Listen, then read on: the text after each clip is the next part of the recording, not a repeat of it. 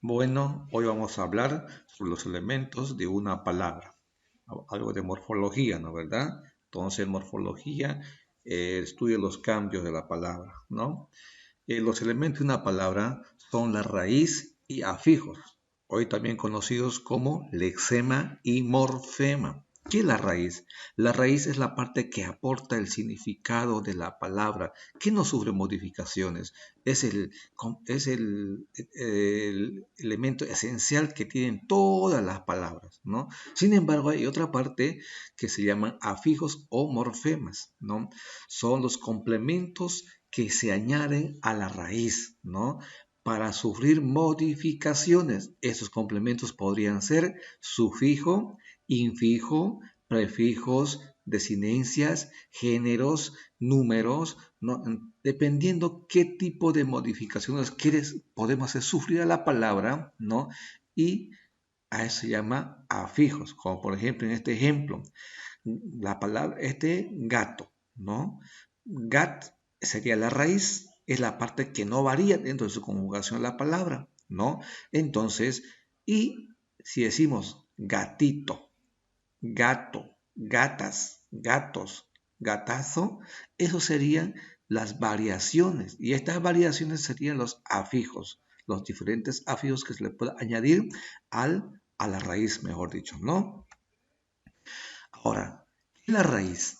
Sí, la raíz hemos dicho es la parte invariable de la palabra o el lexema, pero hay dos tipos de raíces, hay dos tipos de lexema independiente y lexema dependiente, ¿no? El lexema independiente es cuando va solo, sin ir acompañado de morfemas. De por sí la palabra se entiende, la raíz sola se entiende. También se llaman palabras primitivas, por ejemplo, sol, flor, árbol. Estas raíces son independientes, no depende de nadie, no depende de nadie, de por sí solo se entiende, entonces por eso son independientes, ¿no? Por otro lado tenemos las raíces dependientes, cuando va acompañado de uno o más morfemas, es decir, que esta raíz que vemos acá depende de algún complemento para que se entienda. Si nosotros taparíamos solamente o taparíamos esta parte que ita, de por sí cas no se entendería. Y para que se entienda mejor, tenemos que aumentar ciertos incrementos, ciertos complementos, ¿no? Para que se entienda la palabra en sí. Por eso, a estos complementos que vemos aquí en rojo, se llaman eh, morfemas, pues en este caso, ¿no? Entonces, pero la raíz depende de alguien, por eso se llama la raíz dependiente, ¿no? Depende de alguien para que se entienda mejor. Los afijos o morfemas, también hay dos clases. Tenemos lo flexivo y lo derivativo, ¿no? ¿A qué se llaman morfemas flexivos? Es aquel que indica género, número y en caso de verbos indica persona, tiempo y modo. Es decir, que estas lexemas, o disculpe, sí, que estos morfemas, ¿no?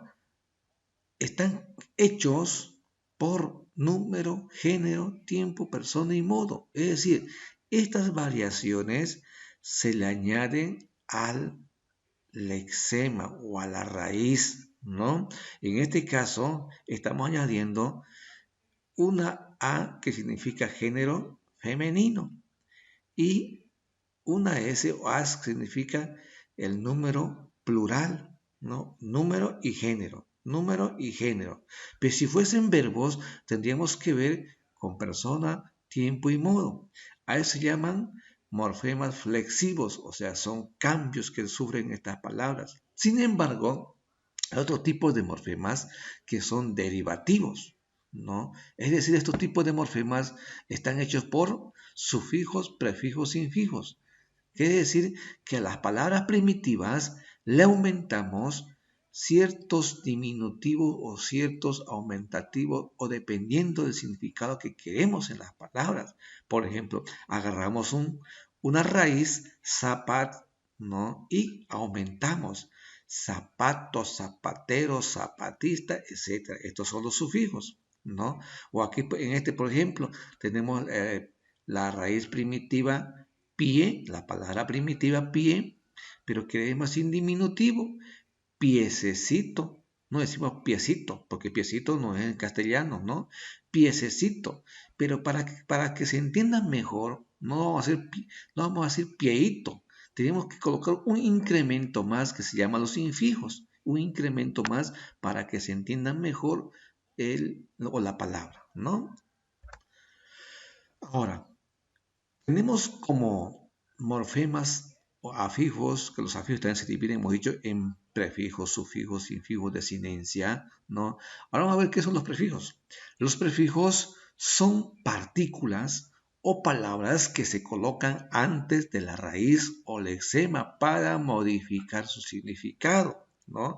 Tenemos una raíz y se colocan ciertas palabras, ciertas partículas para modificar. Estas son partículas, estas son una pequeña palabra, una pequeña raíz también se puede colocar, ¿no? Entonces, por ejemplo, la raíz sería normal y colocamos una partícula, ¿no? Atrás, anormal, que cambiaría, modificaría el significado, ¿no? Es más, tendríamos aquí una palabra antónima, ¿no? Lo mismo acá, tenemos la raíz fiel, le aumentamos un incremento atrás o antes la raíz para modificar el significado. Lo mismo acá, ultramar, ¿no? Entonces los prefijos van antes de las raíces. Tenemos los sufijos.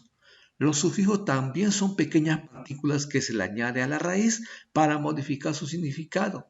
Los sufijos se utilizan en palabras que no sean verbos o en palabras variables, porque en verbos los sufijos no funcionan porque hay otro tipo de nombre para los verbos, ¿no? Los sufijos van después de la raíz.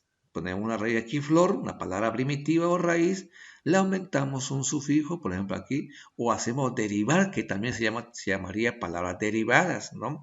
Flor, florero, florista, ¿no? Flores, esos serían sufijos, ¿no?